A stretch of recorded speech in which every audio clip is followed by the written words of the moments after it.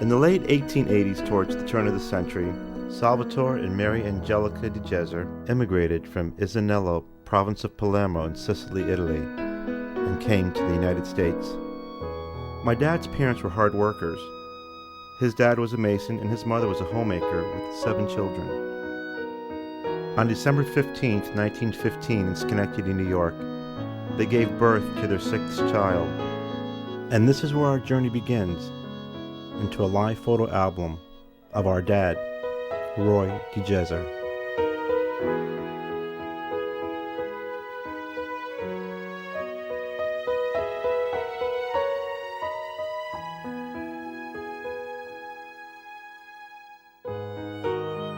Dad was next to the youngest of 7 boys, the eldest being Louis, then Nick, then Thomas, Joe, Carmel, my dad, then Leo.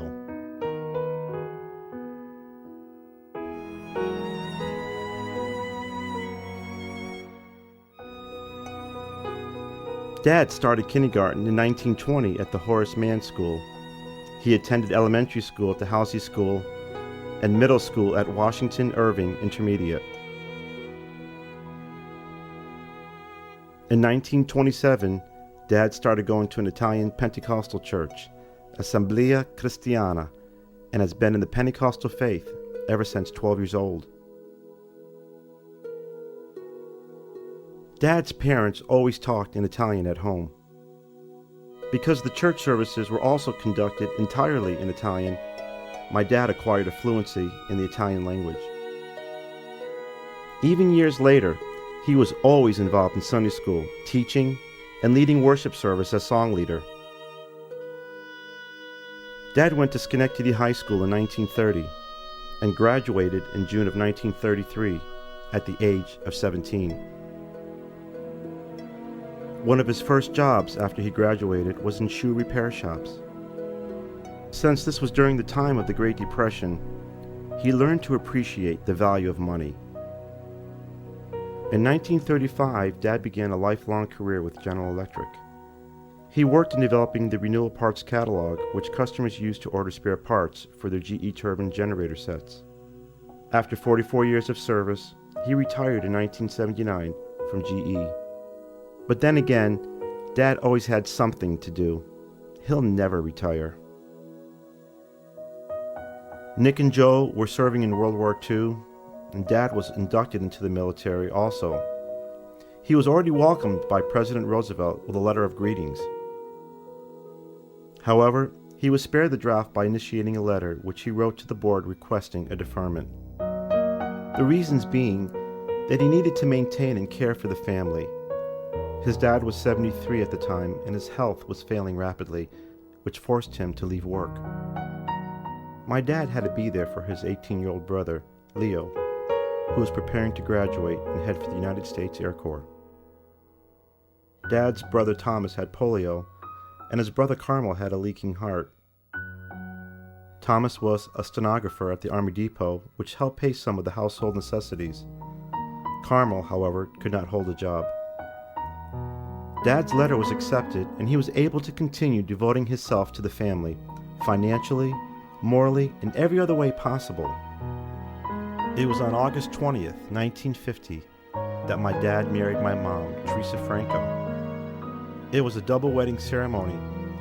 His brother Leo married my mom's sister, Betty, and later they vacationed in York Beach, Maine.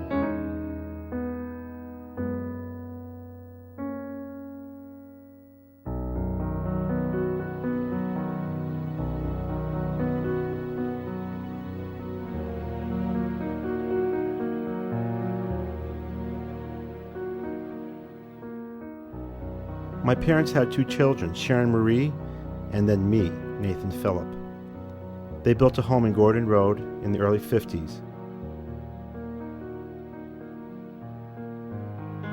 My dad's mom passed away 8 years after he was married in 1958. I was only 2 years old and really didn't get to know her. My parents visited various churches in the Albany-Schenectady area. And church, well, that was my dad's life. While attending Calvary Tabernacle, my dad was asked to be the pastor at Trinity Christian Church in Albany in 1966. It's hard to believe this was the church my mom's dad once pastored. It was during his tenure as pastor in Albany that he moved from Gordon Road in Rotterdam to Star Avenue in Schenectady. When his work was finished in the Albany church, he resigned and returned to Calvary Tabernacle. Pastor Albert Fisher was there at the time. Later, my dad pastored the church full-time. During this time, my sister Sharon was married to Charles Caputo. Dad performed the ceremony. A few years later, I was also married to my wife, Lori. My dad and Lori's dad performed our wedding ceremony. A year had just gone by, and my mom passed away on October 9th, 1984.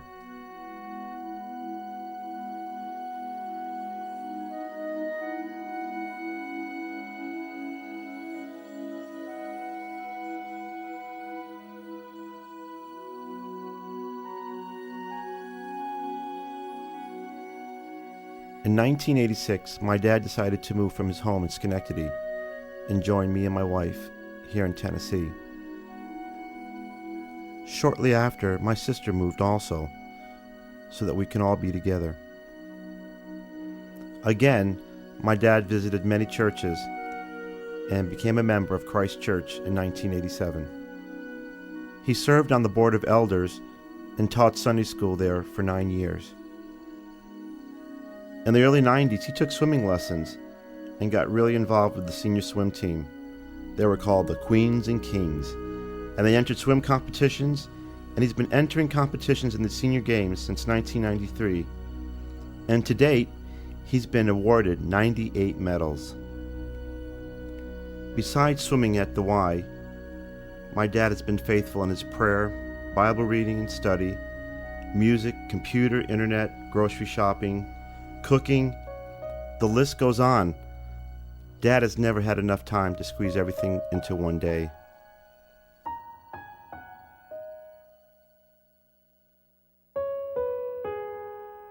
After being single for 8 years, my dad met Vadine Boutwell at church, and they were married March 6, 1993.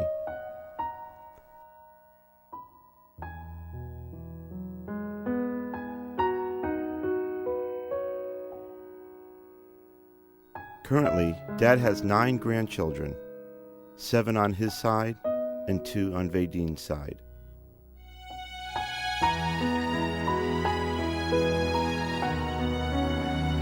I grew up in a Christian faith, and not in a sense that I lived a life of sin, and I came to the point where I accepted Christ and I became a Christian. That was not my case. Since I was brought up in a Christian faith, I wish I had known Christ all my life. Anyone who doesn't know Christ and bound for a Christless eternity, the ones that accept Christ and as their Savior, they're way ahead of the pack. Right. Because this life is going to end, but the other life after death goes on forever.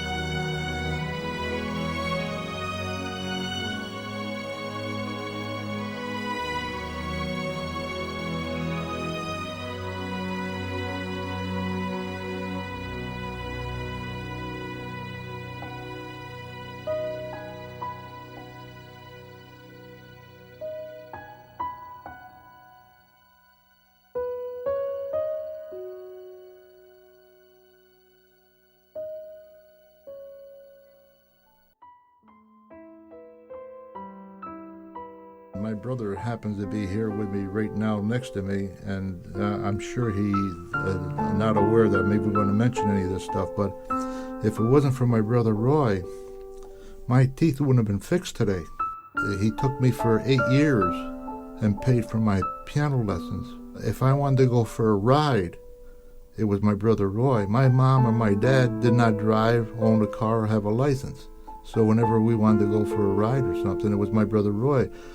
Even though there's like 11 years difference, 12 years difference between my brother and I, all my other ones were older and married, and I really never got the opportunity to really grow up with him. He just took care of him, to me like a second dad, and you just don't forget those things. You know, you grow up, and a lot of time when you grow up, you kind of take it for granted. You're too young to realize it, but then when you get older and you say, wow, you realize what he took out of his pocket? This is just a brother, and I didn't have to do that, but he did.